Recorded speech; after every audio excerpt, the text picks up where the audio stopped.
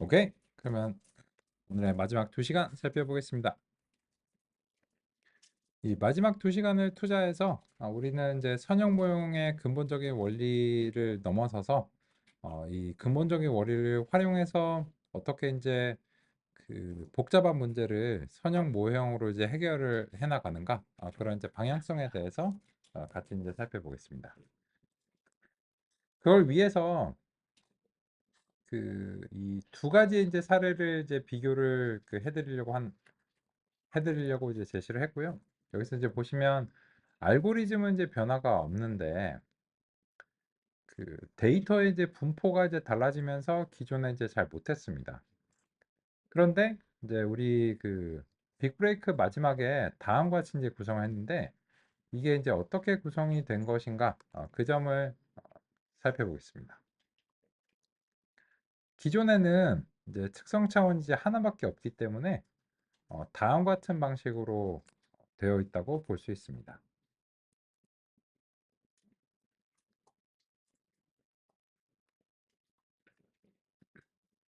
여기 이제 S개가 있는 거고 지금 이제 그 S가 이제 100개인 거죠. 그런데 여기에 대해서 우리가 이제 두 번째 속성을 이제 만들었습니다. 그 왜 그랬는가 하면은 다음 같은 것을 염두에 두고 한 것입니다. 실제 데이터는 2차수입니다. 그리고 이상적인 모형이라면 그러한 관계를 반영해 줘야 됩니다. 그런데 그런 이상적인 모형은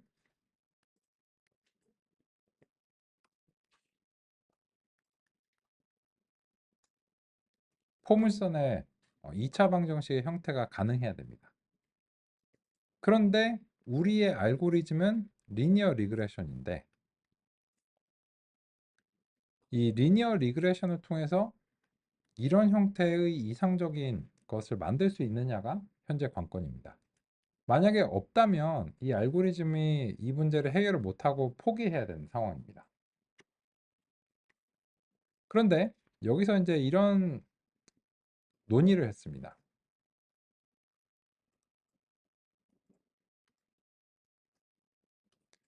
이거를 선형 모형한테 제시를 하면 내부적으로는 x1에 대응하는 w1, x2에 대응하는 w2, 그리고 편향이 이렇게 이제 생겨서 선형 모형이 형성된다는 것을 우리는 알게 됐습니다.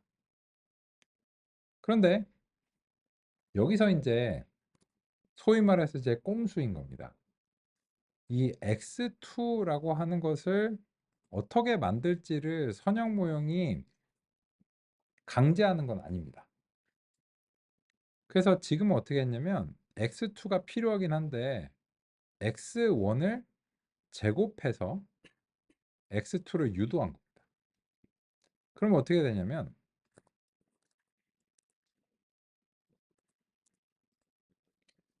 x1에 대해서 제곱을 한 것이 두 번째 속성이 되는 거고 기존의 x1에 대해서는 원래 w1이 되는 거고 여기에 b 이런 식으로 됩니다. 그러면 이제 보시면 이게 원래는 x1하고 x2가 독립적인 특성인 것을 가정합니다. 그런데 그거는 이제 가정일 뿐이고 강제할 수는 없는 상황이에요. 그래서 우리가 x1을 가지고서 x2를 유도를 해내면 이상적인 모형의 틀을 만들 수 있습니다. 그거를 이 알고리즘은 모르겠죠. 내가 x2를 어떻게 만들었는지 모르고. 그래서 어쨌든지 간에 얘는 두 개를 받으니까 예 알겠습니다 하고 두 개의 가중치를 형성하고 편향은 언제나 하나 쫓아다닙니다. 그렇게 되면 얘가 이제 경험을 해서 이제 만든 데이터가 사실은 그냥 x1 하나의 변수밖에 없는 포물선을 그릴 수 있는 2차 수의 방정식이 되는 겁니다. 그래서 실제로 그런 것을 이제 집어넣어서 예측을 시켜보라고 하니까 어떻게 됐나요?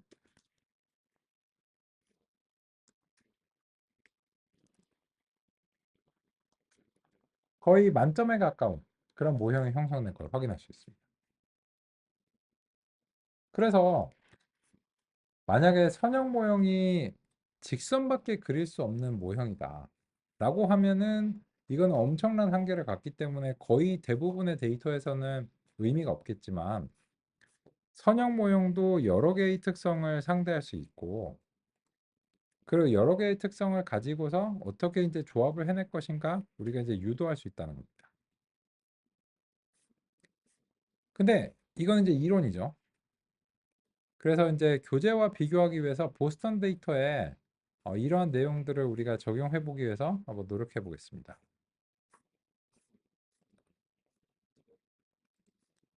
그러면 아까는 이제 캘리포니아 하우징에 대해서 했는데, 일단 교재랑 좀 비교를 해야 되니까 보스턴 데이터로 다시 할게요.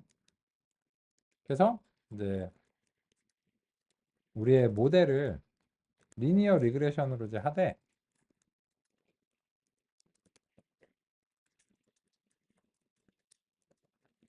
보스턴 데이터로 교재랑 이제 비교하기 위해서 하겠습니다.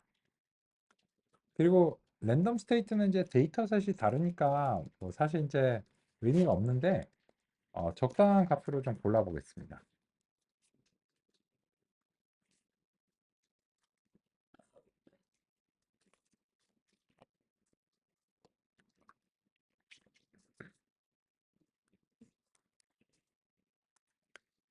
근데 여기서 좀 논의사항이 있습니다. 뭐냐면 랜덤 스테이트를 이제 0번으로 고르고 이제 훈련과 이제 시험 데이터 점수가 다음과 같이 나오는데, 이거는 어떻게 평가하시겠어요? 이 성능의 문제를. 성능 문제는 딱 두 개밖에 없습니다. 언더냐, 오바냐, 아니면 핏이냐. 저는 UFO라고 부릅니다. 그죠? 그러면 지금의 경우에는 이거를 뭐라고 불러야 될까요? 어떻게 생각하세요? 헷갈리시는 이유가 이럴 거죠. 이 두 개가 차이도 나잖아요. 그러면 이게 오바의 영역이 있거든요. 근데 이 훈련 점수가 낮은 상황이기 때문에 언더의 요인도 있잖아요. 실제로 두 가지 요인이 다 있는데 우선순위가 있습니다. 언더가 우선입니다. 그래서 지금은 언더로 일단 봐야 됩니다. 일단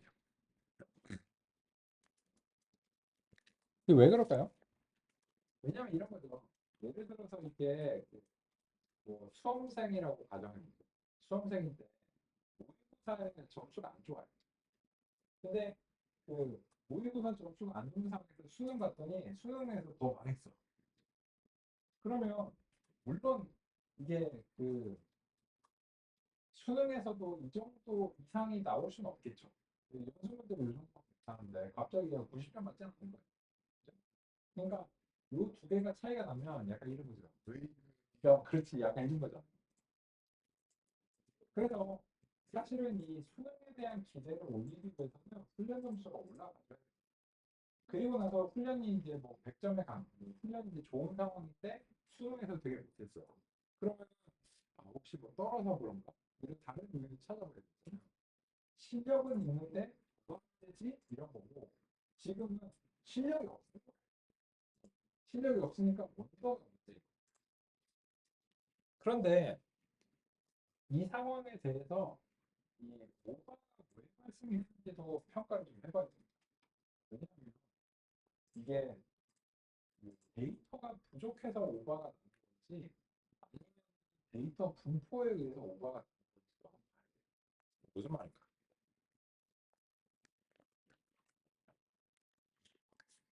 데이터 분포에 영향을 받는지를 확인하기 위해서는 랜덤 스테이트를 좀 바꿔보겠습니다.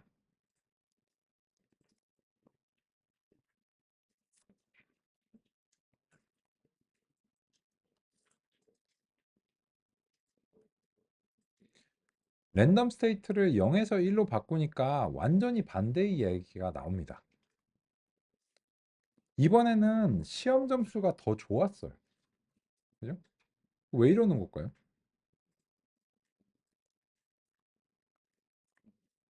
그 이유는 다음과 같이 추정해 볼 수가 있습니다. 이 실험 결과에 따르면.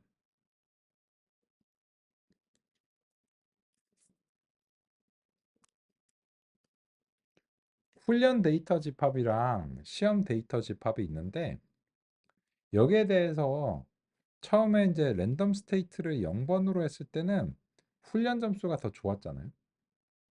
그리고 시험 점수가 이제 상대적으로 많이 안 좋았는데 그 경우는 이쪽에 어려운 문제가 몰려간 거예요.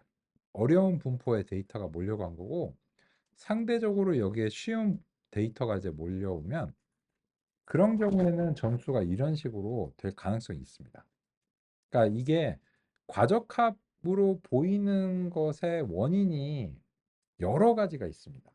모형이 문제일 수도 있고 데이터의 규모가 부족할 수도 있고 분포의 불균형성 때문에 그럴 수도 있어요.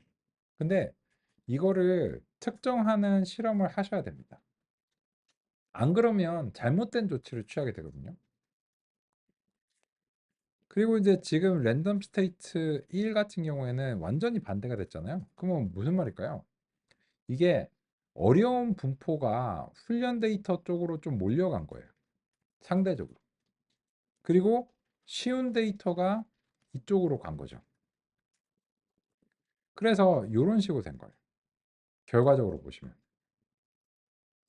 그러니까 이런 거죠. 모의고사 점수가 이 정도 나왔는데 수능 시험 갔더니 모의고사 때보다 더 잘 받아온 거예요. 우와, 신난다 이렇게 했는데 다들 잘 받았어요. 그러니까 물수능인 거죠. 이거는. 그죠? 그런 경우에는 이게 점수가 높게 나올 수 있는데 이러한 원인으로 인해서 이렇게 난이도의 차이가 나서 점수의 차이가 나는 거는 좋은 상황이 아닙니다. 근데 이런 것들이 랜덤 스테이트에 의해서 이렇게 민감하게 발생하는 이유가 뭐야? 이유는 근본적으로 데이터가 너무 작아서 그래요.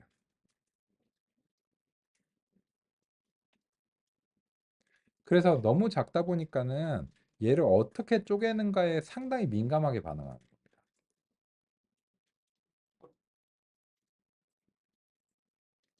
그러면 얘 성능을 도대체 뭐라고 해야 돼? 아, 그게 좋은 질문이죠. 그죠? 그래서 이 진정한 성능은 어떻게 내야 하는가라고 하면은 여기에 대해서 그 여러 가지 서로 다른 데이터 집합을 가지고서 평균 성능을 측정하는 게 필요합니다. 그게 뭐냐? 그게 바로 교차 검증.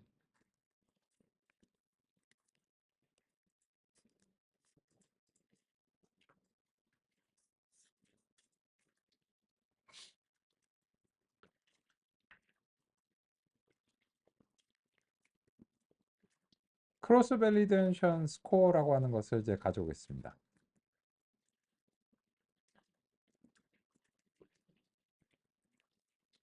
그리고 모델 평가를 크로스 밸리데이션 스코어로 대체를 하겠습니다. 그리고 크로스 밸리데이션 이제 5로 설정이 이제 기본적으로 되어 있고요. 그리고 나서 이제 이 스코어가 여러 개가 나오니까 시리즈로 먼저 좀 해보겠습니다.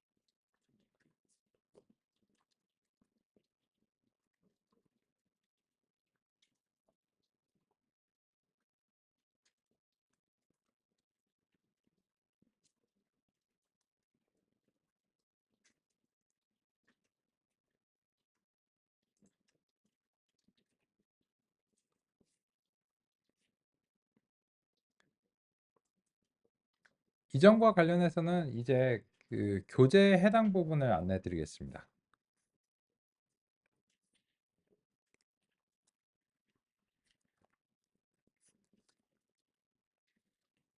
우리가 이때까지는 랜덤 스테이트를 하나 딱 정해가지고 했잖아요. 그런데 방금 보신 것처럼 랜덤 스테이트를 특정하게 정했을 때 이게 문제가 됩니다. 이렇게 하면은 이런 성능이 나오고 저렇게 하면 저런 성능이 나오는데 그러면은 여러 가지 알고리즘을 비교하는 게 불가능해집니다. 그래서 5장의 모델 평가 성능 향상의 첫 번째 논의 사항이 교차 검증인 겁니다. 340페이지로 이동해 보겠습니다.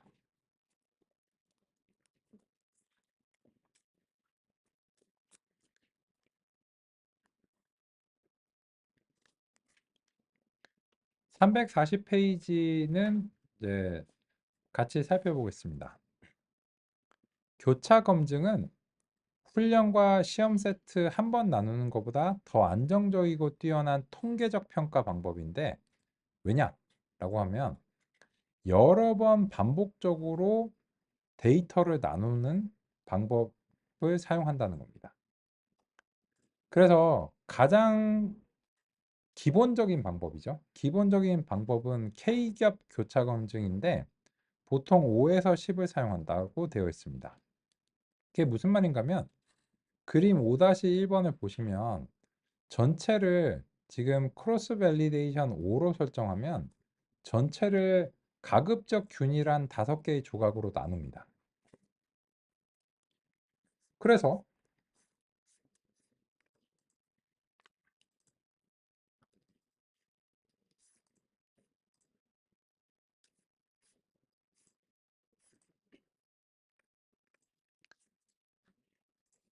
그래서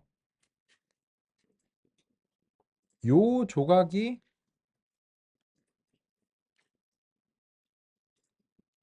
시험 데이터의 역할을 하는 겁니다. 혹은 이제 검증 데이터의 역할을 하는 거예요.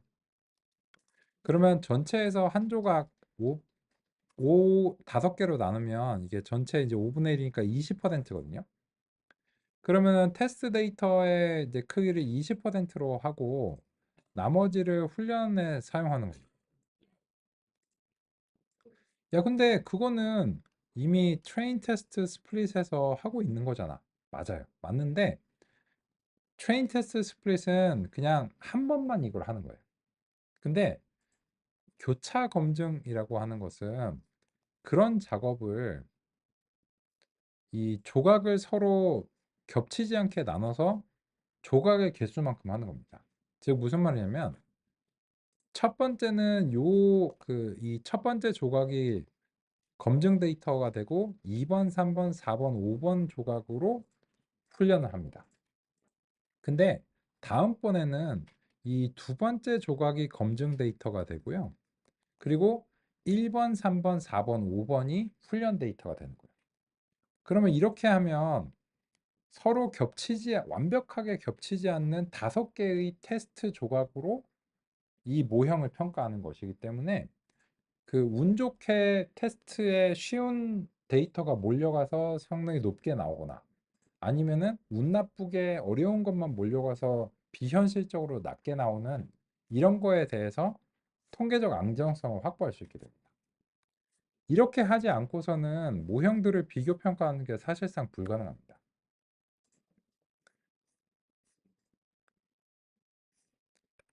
그러면 보시죠. 이 보스턴 데이터에 대해서 크로스 밸리데이션 5번을 했기 때문에 점수가 5개 나옵니다. 근데 보시면 어떤 거는 70점대가 나왔어요. 근데 어떤 거는 마이너스 점수도 나왔습니다. 이러면 안 되겠죠. 그래서 만약에 이런 상태로 평균을 내면 평균 점수가 35점 나옵니다. 그럼 아까 70점이 너무 비현실적인 기대였는가? 그럴 수도 있죠. 근데 여기서는 한 가지 조심해야 될 게 있는 게 이 크로스 밸리데이션이 트레인 테스트 스플릿과는 다르게 셔플을 여기서 설정하지 않습니다. 그러다 보니까 예전에 아이리스 기억나시나요? 셔플을 안 하면 문제가 생기잖아요.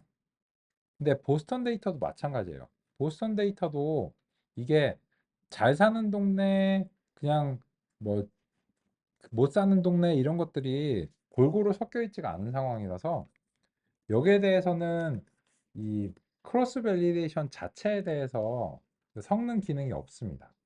그럼 어떻게 해? 그래서 이제 직접 섞어 주시거나 아니면은 교차 검증을 정교하게 그 설정을 해 주셔야 돼요.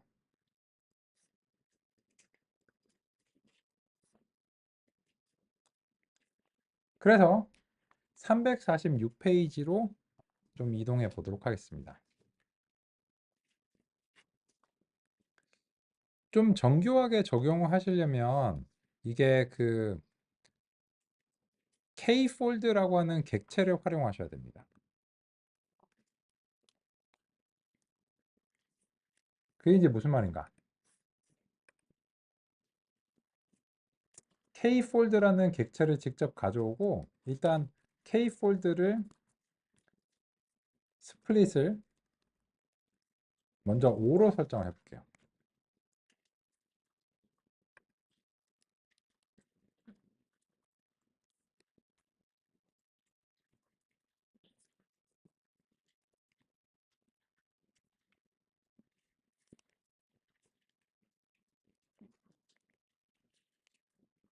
똑같잖아.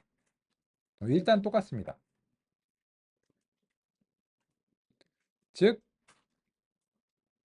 여기서 정수값으로 뭘 설정하면 내부적으로는 이 K폴드라고 하는 객체가 이렇게 설정되는 것이 이제 정해져 있습니다. 편의상 그냥 이렇게 되어 있는 거기 때문에 이렇게 하시나 그냥 정수값을 정하시나 마찬가지예요. 그러면 이거를 활용할 이유가 없잖아. 물론 만약에 정수값만 설정하신 경우에 이걸 활용하실 필요가 없죠. 근데 지금은 셔플 기능이 여기에 추가가 있어요. 그래서 셔플 기능이 트레인 테스트 스플릿처럼 이렇게 추가가 되어 있고, 그래서 이제 랜덤 스테이트 같은 경우에 적당한 뭐 값을 고정관념을 갖지 않도록 적당한 값을 이제 재현성을 위해서 설정하겠습니다.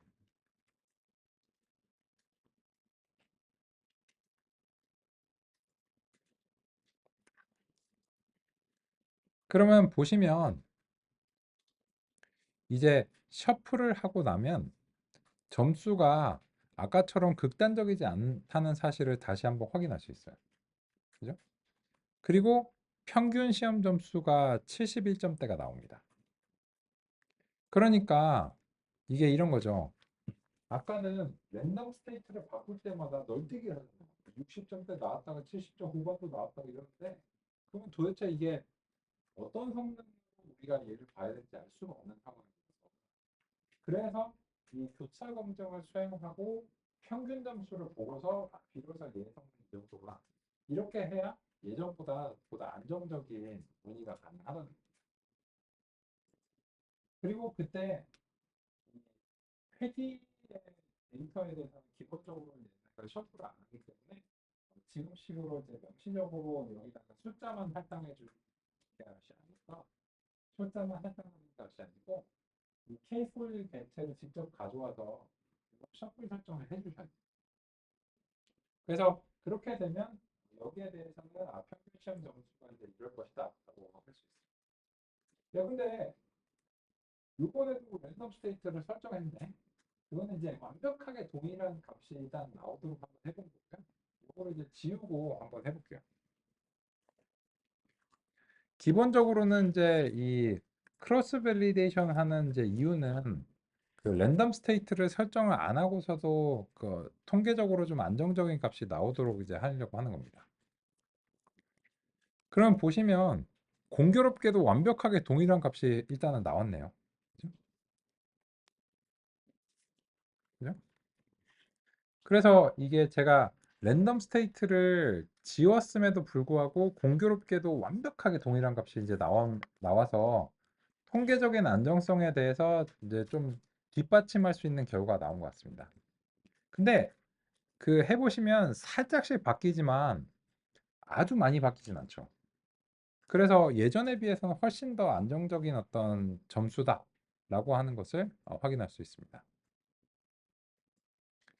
그래서 이제 우리가 뭔가 조치를 취했을 때 이 모형에 대해서 어떤 성능이 나오면 이게 우리가 조치를 잘 취해서 점수가 올라간 건가 아니면 그냥 운이 좋게 그 해당 그룹에 대해서 그냥 쉬운 문제가 올려갔기 때문에 이게 점수가 올라간 건가를 그 소거를 해야 된다.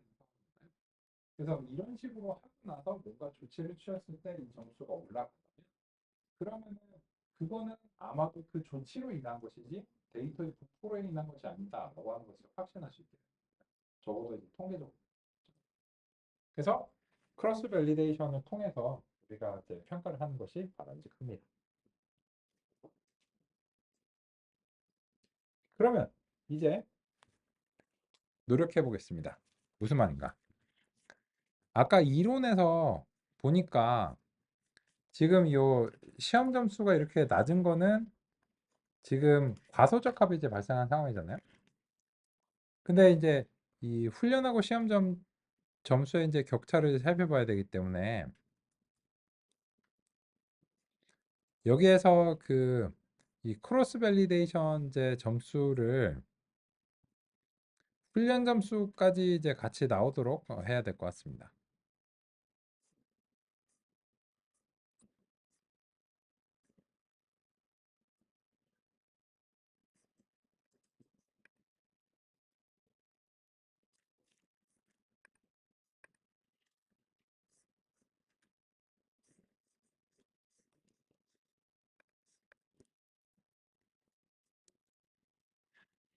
그러면 일단 우리가 아까의 논의를 이제 반영한다면 아이고, 여기서 이제 추가적 조치를 한번 취해 보겠습니다. 첫 번째 시도는 이제 원래 보스턴에 대해서 이런 이제 점수가 나온 거죠. 그죠?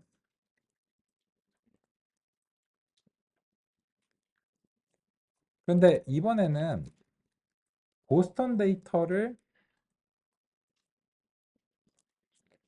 제곱하는 방식을 한번 평가를 해보겠습니다. 그러기 위해서 아까 x2라고 하는 것을 비슷한 방식으로 만들겠습니다.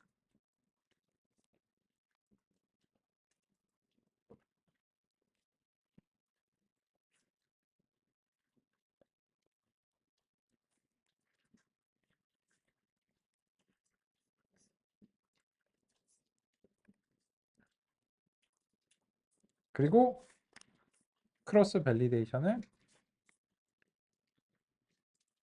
해보겠습니다.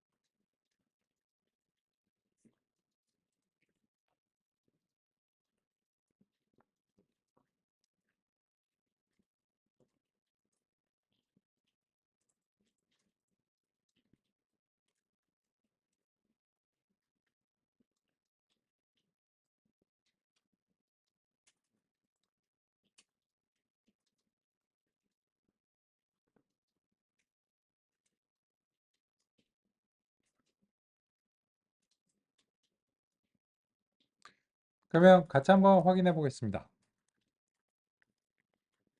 여기 보시면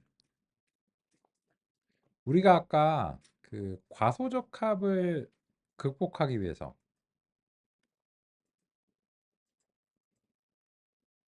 선형 모형에서는 다음과 같은 방식으로 이런 식으로 이제 할 수 있다는 사실을 알았잖아요. 근데 실제 데이터에 대해서도 그게 도움이 될까? 그래서 이제 같이 한번 이제 해봤는데요.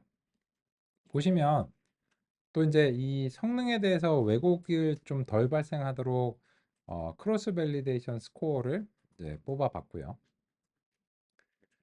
그러면 보스턴 데이터에 대해서는 지금 13차원이 26차원이 된 것을 알 수 있습니다. 왜 그럴까요?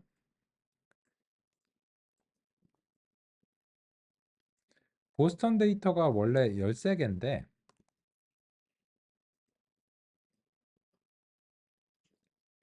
여기에 대해서 x1의 제곱 이런 식으로 한 거예요. 근데 아까는 차원이 하나밖에 없기 때문에 한 개가 두 개가 되는 거잖아요. 근데 이번에는 각각에 대해서 제곱을 이제 한 겁니다. 그러다 보니까 이거를 합치면은 전체 차원이 26차원이 되겠죠.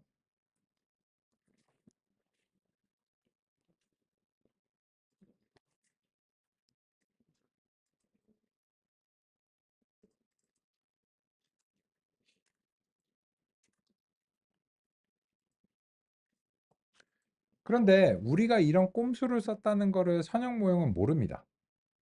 따라서 예, 알겠습니다 하고 W1부터 W26까지 만드는 겁니다.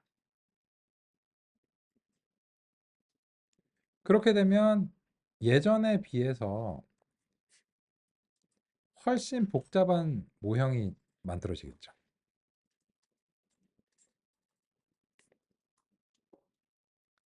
그러면 이런 활동은 어떻게 서술할 수 있냐면 모형의 능력을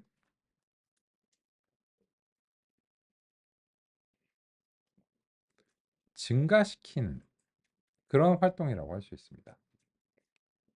무엇을 위해서요? 언더핏 극복을 위해서요.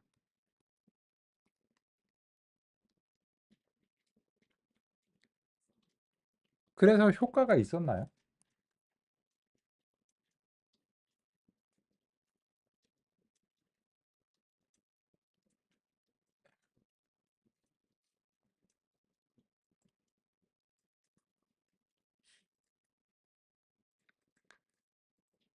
72점대가 79점대로 올랐죠.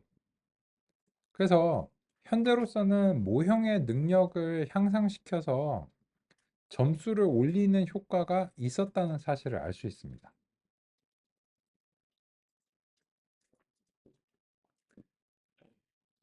그래서 지금까지는 이런 작업을 한 적이 없어요. 결정 트리에서도 KM에서도 데이터에 손을 댄 적은 있는데 근본적으로 데이터의 형태를 바꾼 적은 없습니다. 근데 이런 식으로 이제 선형 모형의 원리상 데이터에 손을 대면 지금처럼 결과가 향상될 수 있는 가능성을 가지고 있습니다. 근데 이거는 알고리즘마다 달라요. KNN이나 결정 트리한테는 이런 방식의 효과가 없습니다. 그런데 선형 모형의 원리를 고찰하다 보니까 선형 모형은 특성이 많을수록 모형의 능력이 향상되니까 그런 이유로 인해서 다음과 같이 시도를 해본 것입니다. 그런데 여전히 점수가 부족하잖아요. 어떻게 될까요?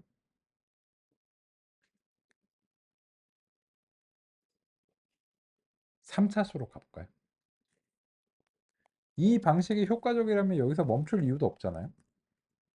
그래서 요거를 복사한 다음에 세제곱으로 한번 가보겠습니다. 그러면 요거는 이제 명시적으로 이제 하자면 세제곱 이렇게 이제 가면 되고 이런 식으로 이제 가서 이익이 있는지 한번 보겠습니다.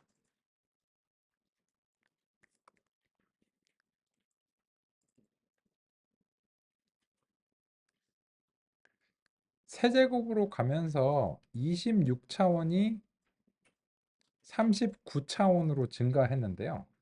이익이 조금 있었어요. 1%, 여기서 여기는 거의 한 8% 향상이 8% 포인트 향상이 있었는데, 뭐 이게 100분이라고 하면요. 여기서는 8점이라고 그냥 볼게요. 여기서는 1점이 될까 말까 한 향상이 있었습니다. 이익이 없진 않은데 이런 방향성의 효용이 지금 좀 급하게 감소하는 중이죠. 그죠? 그런데 우리가 한 가지 가능성이 더 있다는 사실을 알 수 있습니다.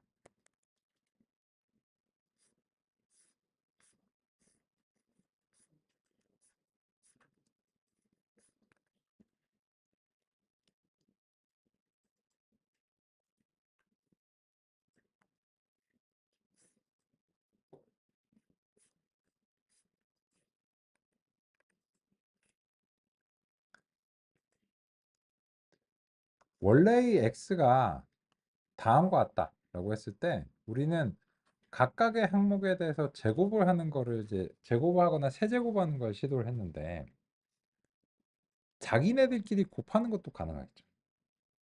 그러니까 애초에는 이 생각을 못했던 이유가 뭐냐면 처음에 예시가 그 1차원이었기 때문에 얘한테서 제곱을 하는 것만 생각했거든요.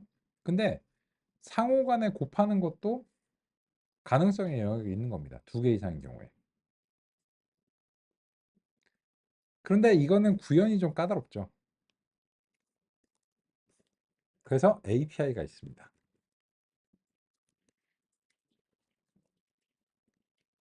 프리프로세싱이고요. 폴리노미얼 피처스라고 이제 부릅니다. 말도 어렵죠.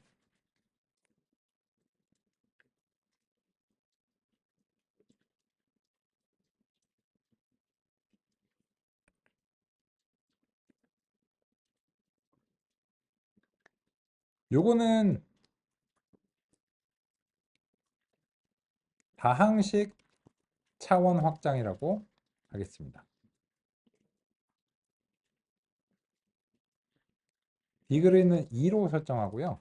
얘는 그 XX라고 할게요.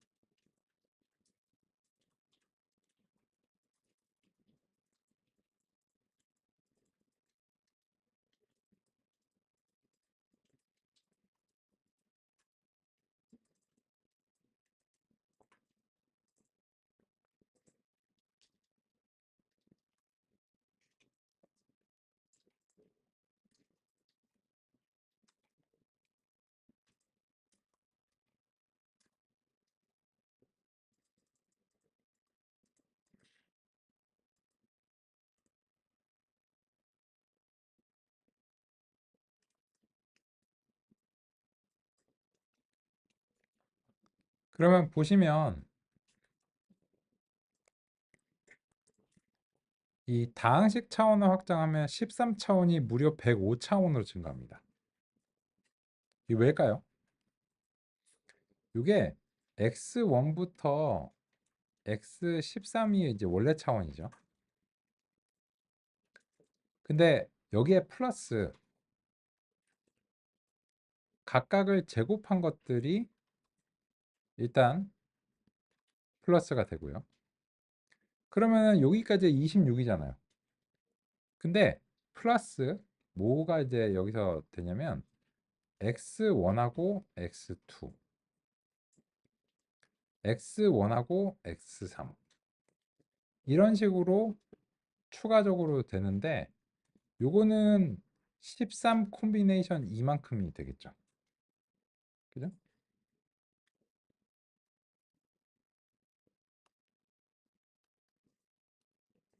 그래서 이제 이거를 다 더하면 104고 거기서 이제 편향까지 합쳐서 이제 105가 이제 되는데 이런 거는 이제 제곱하는 거는 우리가 쉽게 구현이 가능한데 이거를 이제 교차로 곱하는 거는 할 수 있는데 귀찮아요. 귀찮고 그래서 이 폴리노미얼 피처스라고 하는 기능 자체가 이런 작업을 해줍니다. 그래서 그런 작업이 보람이 있었느냐라고 물어본다면 어쨌든 80점대까지 끌어올렸잖아요. 그죠? 그런 측면에서 이제 보람이 있다라고 일단 평가를 할 수는 있을 것 같습니다.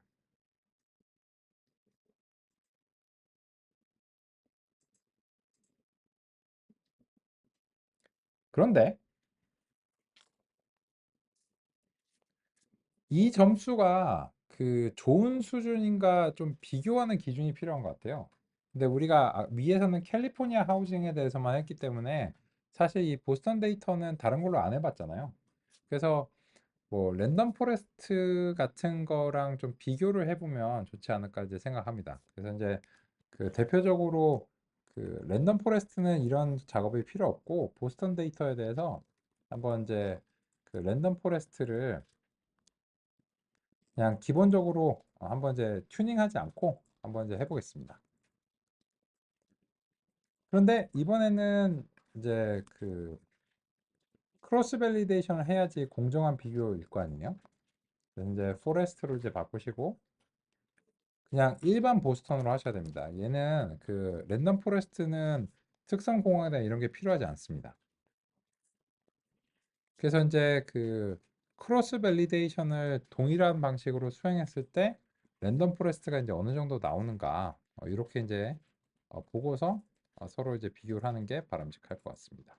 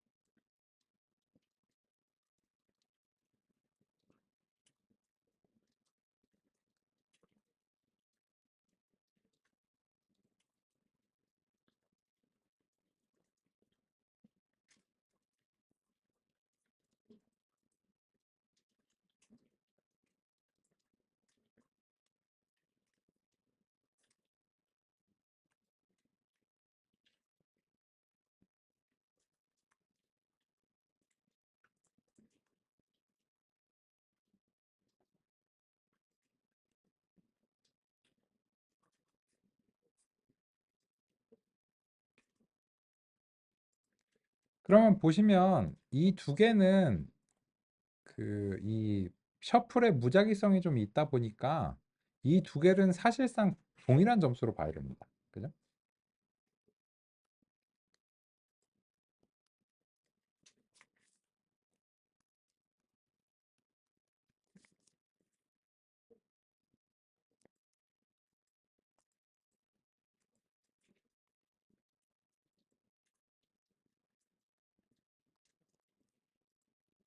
그러면 보시면 원래는 리니어 모델이 그냥 그 원래 상태의 기본 보스턴에서는 랜덤 포레스트의 데이터가 없고 훨씬 열분한 점수죠.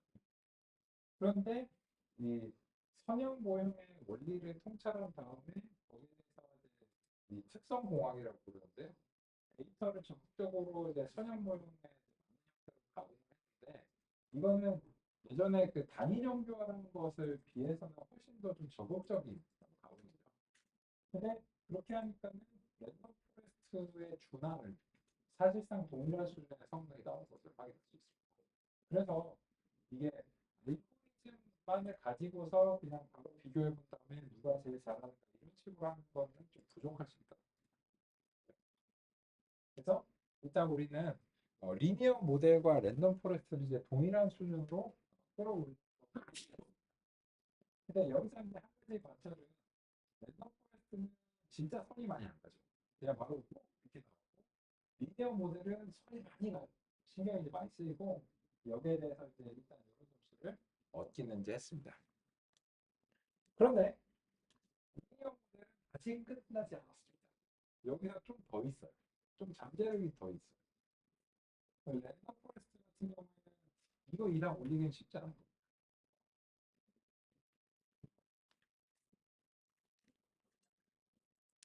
그러면 이제 왜 그 리니어 모델의 잠재력이 더 있을 수 있는가 이런 점을 이제 논의해 드릴 예정인데 일단 교재랑 좀 싱크를 맞춰 보겠습니다.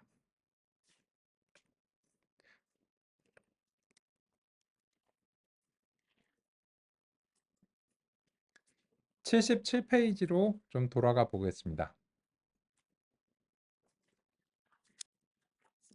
여기서 이제 제가 전개가 약간 이상하다고 한 부분이 있는데 이렇게 이제 볼게요.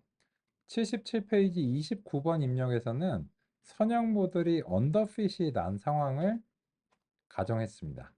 근데 그거의 근거 데이터는 요 76페이지 27번 입력의 make wave라고 하는 인위적인 데이터셋이에요.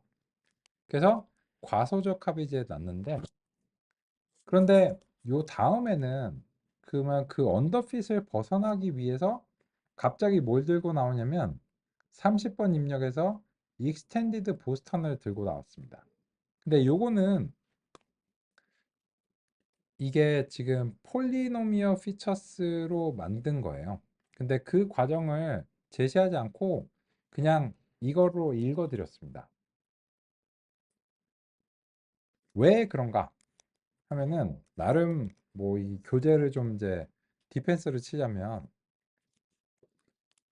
지금 교재에서는 2장의 선형 모형을 얘기하고 있는데 방금 전에 이제 사용한 논의는 4장의 데이터 표현과 특성 공학에서 다루고 있습니다. 구체적으로는 4.5절의 상호작용과 다항식에서 다루고 있습니다. 그러다 보니까 이제 나중에 할 논인데 이제 땡겨서 이제 하려고 하다 보니까는 좀 이제 그 설명하기 좀 그래서 저걸 활용한 것 같아요. 그래서 우리 306페이지 상호작용과 다항식으로 가보겠습니다.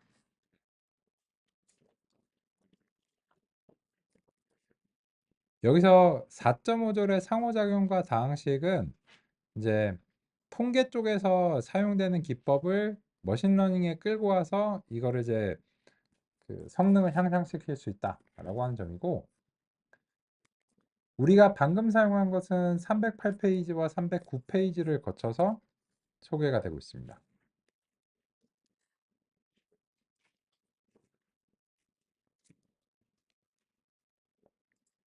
그래서 폴리노미어 피처스에 대한 소개가 있고 이거를 그 1차원 데이터를 10차원 데이터로 만드는 예시로 논의를 하고 있습니다. 이와 관련된 논의는 이번 시간 여기까지 살펴보고요. 이어서 쉬는 시간 이후에 또 살펴보겠습니다.